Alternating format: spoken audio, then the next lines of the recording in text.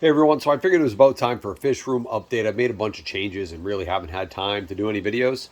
So when you walk into the fish room now, the first thing you run into is my 55 gallon, which was my main tank upstairs before I moved everything down here.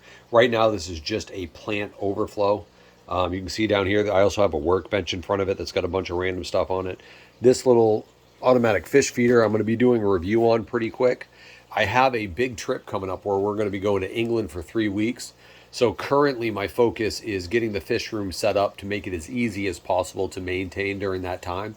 I will be having somebody to stop by on occasion to kind of look after everything, but for the most part, I want it to be as self-sufficient as possible. So that's kind of my aim right now. As you move around, this is currently a hospital tank. I have two mollies that had some white spots on their tails. So I've got them in there recovering. They're doing a lot better. And I actually think they're both females and are both pregnant. So I may leave them in there for a little bit and see if we can get some fry going in there. But I'm hoping this one, by the time we go on our trip, this one will be empty of stock. And I'll probably just keep the sponge filter going just to try to keep it seated. Although it looks like that sponge is not currently going. Oh, that's right. I got this one up here on the side. That's the one that's rolling right now.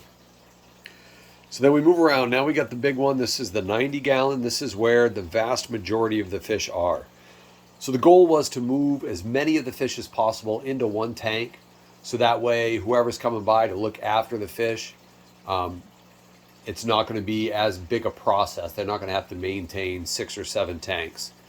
Although, having said that, I find that I'm just filling the tanks up as fast as I empty them out. So it's kind of not working the way I wanted it to. So right now, this tank is stocked with a ton of mollies, platies, gold barbs, cherry barbs, and then one sailfin pleco, which is probably going to be hiding in his cave. He's got a little cave down here. And he's probably not in there. Well, he might be in there. Yeah, you won't be able to see with a reflection. I am going to be trimming down the mollies a little bit. I'm going to be taking some of them back to the local fish store to get a store credit just because I feel like there's too many of them in there. And I will take you through that process. I'm going to be doing it Goliad Farm style, where I'm going to scoop out all the mollies, put them in a bucket, and then pick the ones I like. This one right here, my kid's named Split. So you can see the tail. Oh, he's going to swim away now. But his tail fin has a split in it, and it was like that right from the time he was born, that one in the back. Get out of the way. See a little split in the tail fin. He's turning into a really cool looking fish. So he's probably going to be one of the ones that I keep just because he's got a name. My kids like him, but he's got a really cool color. You can see a little bit of the coloration on his dorsal fin. Just silver molly keeps getting in the way. Yeah, he's a pretty cool looking fish. And that split tail is pretty unique. And he was born in one of the tanks here. I think it was one of the 20s. He was born in upstairs. So I'll probably keep him because the kids know him. So yeah, I'm going to be going through and kind of pulling out probably 3 or 4 male fish that I like, and then I'll grab 2 or 3 females per male. I'll probably go with 3 and then 2 or 3 females per male, just to keep the numbers where they need to be. So if we continue to rotate, this is the newest setup that I have. This right now just has platy fry. I'm not entirely sure how many there are. You can see a bunch of them swimming around over here.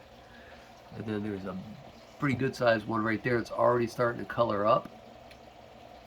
So he's got some platy fry, and then there also are 2 clown plecos in there, which it's now daytime, so you probably won't be able to see them because they're antisocial. Yeah, I don't see any of them. I made these little PVC... Oh, is there one in there? Oh, yeah. I made these little PVC caves, and I'm glad to see that they're in there because they haven't been using them, but maybe it's going to take them a little bit to get used to it. So yeah, so that's my newest one. I'm probably we still got 2 weeks before the trip, and I may move these fry into the big tank as well. I haven't decided yet, and I may leave them in here. I'm not entirely sure what I'm going to be doing there. Now that I'm saying that, I'm probably just going to leave them in here. So that is the latest version of the fish room. I am going to try to do a better job of making videos of the progress as it's happening. as opposed to after it's already happened.